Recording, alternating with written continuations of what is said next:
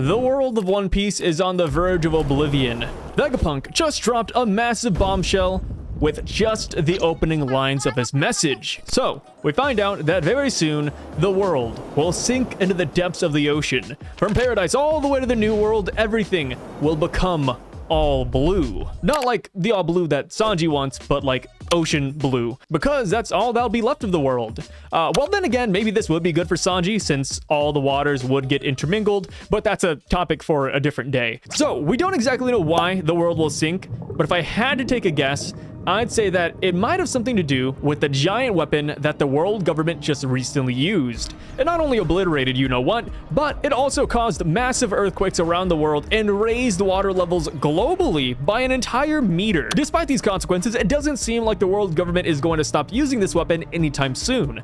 The whole reason why they eliminated the kingdom which shall not be named is because they were rebelling against the world government. And that kingdom was just one out of 8 nations. That means that at the bare minimum, they will be using this weapon 7 more times. I'm not a marine geologist, but I'm gonna take a guess and say that an 8-meter rise around the world isn't a good thing. I know some people think that the reason why they destroy the kingdom that housed the Seki family is because Sabo was there, but based on the Gorosei's dialogue, it seems like he was simply a side objective that was at the right place at the right time for them. Another plot point that alludes to the world government wanting to use this weapon more is the fact that they want to ally with York so that she can produce more of the Mother Flame. Even in this chapter, they talk about not wanting to destroy Egghead Island because they want the Mother Flame. And based off what we know of so far, the Mother Flame is only really good at destroying islands. So, if that happens, and if these water levels keep going up, we're gonna need to do something to survive. Which now brings us to the topic of today's video. If the world sinks, how will we float? Or live? I think this is a really fun idea to play with, simply because Oda has been prepping a lot of options of survival throughout the series. Like a few key ones would be Iceberg's plan to make Water 7 a floating city.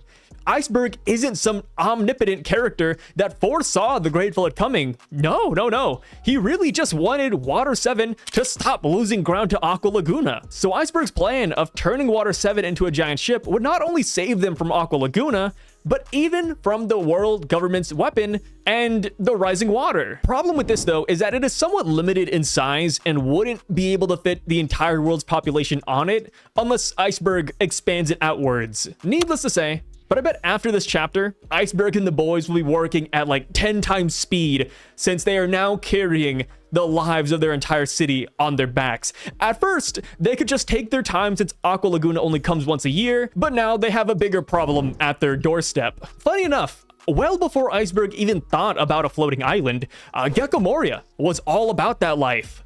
So, Thriller Bark. Yeah, now that is a titan. I don't have a size comparison, but I think Thriller Bark is honestly around the same size as many islands we visited in the past. So it would be a fantastic place to live at. And not to mention, there's legit no one living there since Blackbeard locked up Moria at Hachinosu. Oddly enough though, we actually don't know where Thriller Bark is right now.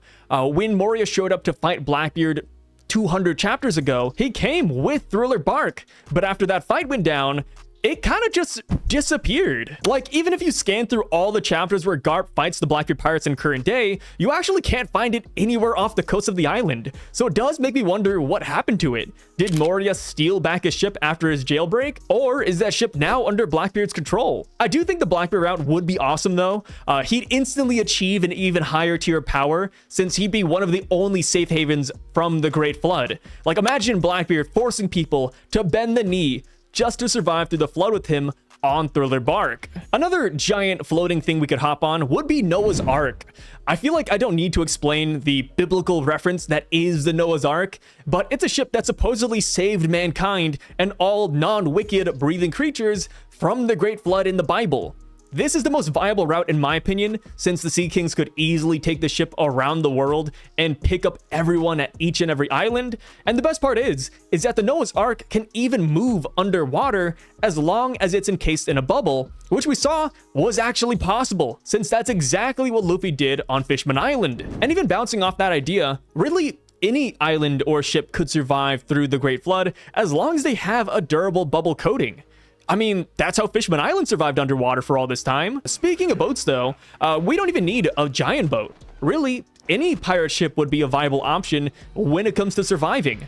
So I guess the ship economy will go through a boom after this chapter. So next up on the safe list would be Sky Islands. So this one's a bit tougher since getting to a Sky Island is a bit of a hassle, but once you make it up there, you'd pretty much be safe from anything water related. Yeah, Sky Islands are rare, but we could always artificially make some if need be. A great example of this would be Witheria, since that is an artificial sky island that legit just floats on a giant bubble. We're not exactly too sure how it works, but I promise you that Nami, or maybe even the Coatsman of Fishman Island, could cook up something bubble related. Also, I just want to throw this out there, but I do think Shiki, even though he isn't exactly canon, would be another great character to come into play in this final saga, because he has the ability to make everything he touches float. Like, come on, man. In Strong World, Shiki literally had multiple floating islands the size of countries just chilling in the sky. Yeah, if there was a time for Shiki to come back in and be relevant, it would be here. So alongside Sky Islands on the safe list would be Sky Ships. We only have 2 examples of this, one of them being Big News Morgan's ship and the other being Enel's Ark Maxim, which could theoretically even take all of humanity to the moon, since we saw that is indeed possible in his cover story. I don't think we'd actually do this though, since the moon is a barren wasteland, but hey, if push comes to shove, it's always an option. And real quick, but just to prove that the moon isn't super viable, I like to defer to the Birkins. They originally existed on the moon, but they left the moon and went to Earth because they just couldn't survive on that giant space rock. There was no food, there were no plants, there was no water. It's just not feasible living on the moon, really. Another flying ship that we know of that could be viable would be Uranus. We don't really know too much about Uranus, so it's hard to actually talk about it. But hey, if there was a time for Uranus to come into play, it would be now. And now it's time to bring up another big mystery, and that is Tequila Wolf. We actually don't know why the world government wanted to build this bridge in the first place. It's not even finished after 700 years, but hey, it exists, it's tall, it could definitely withstand the rising waters in my opinion. But it is a celestial dragon bridge, so I'm not too sure they would let just anyone on it. Last few ones I want to breeze by would be islands that have natural defenses or giant walls that could block out the rising water. So while Vegapunk didn't go into detail about the Great Flood yet, I do think that this definitely took place in the past. And these islands that we're going to bring up are great examples of places that not only are places we could defer to, but also places that probably survived through the Void Century Flood thanks to their borders. The most obvious ones would be Wano, with their ridiculously tall walls. The border wall is so effective at keeping water from passing through it that eventually ancient Wano just got buried in fresh water instead. Thankfully though, they had the mountains that they could build new Wano on, so they did make it out of that situation. And hey, I do think current day Wano would be a safe location given how high up it is right now. All right, so second up would be Dressrosa. Dressrosa's tall rocks almost seem like they were placed there to protect the inner city from rising water or an outside threat too. Then eventually someone wanted to get the out of there, so they just blew a hole in the wall. It's either that or they really didn't want to end up drowning like ancient Wano, so they broke their own wall to avoid that fate. So all we have to do is patch that up and Dressrosa should be more or less fine. Next up would be Amazon Lily.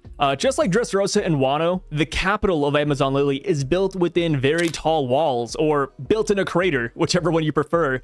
And this actually makes Amazon Lily another safe haven from rising waters. And also, instead of blowing a random hole through their wall like Dressrosa did, they were smart about it and simply built a waterway gate, so they don't have to worry about inner flooding. The next safe haven would be Zou. So Zunisha is an elephant that is perfect for surviving floods since they're really damn tall. But with that being the case, it does kind of make you wonder why anyone decided to build a city on top of the elephant 900 years ago. In my opinion, Zou might be the most damning evidence that long ago, mankind, or animal mink kind, were seeking a place to avoid water. But yeah, if you could relocate to Zou, then you live to see another day. The only thing you'd have to worry about at that point is whether or not Carrot's bad leadership would kill you. And I will stand by that until the day I die. Out of anyone Nekomamushi and Inuarashi could have promoted, they promoted Carrot. Why? Why? Wanda would have been better. I mean, I'm not a Carrot hater, but If my captain was Carrot, I don't know, man. All right, so next up we have Drum Island. So this is a bit of an odd one, but on the pillars of the island exists Drum Castle, which apparently was around for many generations. Why did they feel the need to build up so high? I don't know. Was it just so that they could look down on the towns, or was it perhaps to avoid a certain rising water threat? Another potential fortress could be Impel Down. Unlike the other options, this one might be a harder one to make a point for, since they have a large opening entranceway. But hey, if they cover up that gate, then it might actually be able to survive. Granted, surviving in a prison that is modeled after hell kinda sounds like hell though. I know I might sound a bit crazy in this video, but I am looking at many of the locations we have previously visited in One Piece with a very different set of eyes. Personally, an idea I've been leaning towards is that maybe there are islands and ruins that exist under the sea. And the reason I think that is because according to Vegapunk, 900 years ago, there existed technology that would have put Egghead Island to shame. But where is that technology today? Did they throw a bonfire and dump everything into a pit? We don't know. But now, with the Great Flood's existence, maybe all of that technology is still around and just underwater. The entire ancient kingdom could be underwater because where else would it be? What about the elusive Emerald City? Is that perhaps buried underneath the waves as well? What about Long Ring Longland? That island was even strange for its time because it actually suffers from rising water levels on a yearly basis. So it's not exactly a good place to live in this scenario, but I wanted to bring it up because I think it actually suffered heavily from the Great Flood 900 years ago. So Long Ring Longland is comprised of 10 small islands that are actually connected, but you wouldn't assume so at first because the rock pathways are submerged in the ocean. I think given this revelation, there could have been an island located at the center of Long Ring Longland that was lost during the Void Century flood. Maybe the 10 islands were actually walls they tried to build up to save the inner city, but they just didn't fortify it in time. So now, the last missing island I want to bring up is God Valley.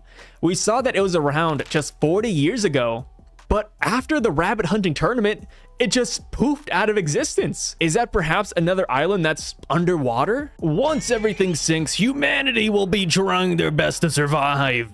But the Celestial Dragons, on the other hand, will be living the good life atop the Red Line. And the fishmen will be swimming and stuff. You know, they kind of have it good in this scenario, to be honest. I guess if any of this happened in real life, getting hitched to a fish girl might be the meta. The last thing I kind of want to touch on are these Celestial Dragons, because ain't no way the world is letting them get away with this, right? I highly doubt that all the pirates, revolutionaries, civilians, and even Marines would allow the Celestial Dragons to freely thrust the world into an apocalypse. I mean, did you see how scared the Marine fodder looked at the end of this chapter when Vegapunk dropped the message? Yeah, they're definitely not gonna be happy with the world government anymore. I mean, Sakazuki already dislikes the world government based on how they play with the Marines already. The minute Doflamingo manipulated a newspaper, Akainu showed up ready to argue with them at Marie Joie. Now imagine what he'd do now that the world government is plotting to sink the world. I feel like a pirate, marine, revolutionary team up against the world government could be possible now more than ever. Imu is like the Thanos of One Piece right now, the Lelouch of One Piece even, an evil so great that it unites everyone from all backgrounds. In a way, this feels like history repeating itself. The ancient kingdom went down 900 years ago because 20 kingdoms came together to take them out. And afterwards, they formed the world government. And now here we are. Everyone could once again be coming together to take them down instead. I really wouldn't be surprised if every faction in the world teamed up to topple the world government at this point and to take the Red Line for themselves. Or hey, maybe they just tear the Red Line down so that the Celestial Dragons would have to suffer in the water with the rest of us. It'd be like a pool fight, but instead of it being fun and games, it's for blood and survival. Also, the theory that we will destroy the Red Line seems a lot more plausible now that we have this plot point, simply because that would be a somewhat decent way to solve the water problem. If we obliterate the entire mountain from top to bottom, then maybe that'll create enough empty space to get rid of the excess water. but that is just wishful thinking. I'm not exactly too sure how we're gonna destroy a mountain like that, but hey, maybe that's what the ancient weapons will be used for. But yeah, the way this is panning out, I'm almost imagining a Mortal Engines movie type world, but instead of giant country tanks, everyone is instead sporting a giant island ship. With everyone hopping on ships to survive, it does make you wonder how fights in the future would go down, because believe it or not, for a shonen about pirates on the open sea, we've rarely had fights take place on pirate ships. Think back to all the major fights in One Piece. The only big bad boss battle that took place on a ship was Hody Jones. And I don't even know if I'd count that fight considering the fact that it really just took place on Fishman Island. Maybe with the Great Flood, we could see a lot of really unique on-sea battles. This would definitely add some nice variety since Devil Fruit users will truly be at a disadvantage. If the world does become engulfed in water though, I do wonder how we'll get our land back. Will there be some magical drain at the bottom of the ocean that'll take all the excess water away? Will Luffy go Gear 5th and suck all the water with a straw? I'm honestly not too sure. And hey, there does exist a crazy conspiracy theory that maybe the inside of the earth is hollow and sinking down isn't exactly a bad thing. I mean, hey, look at Enies Lobby and Kingdom.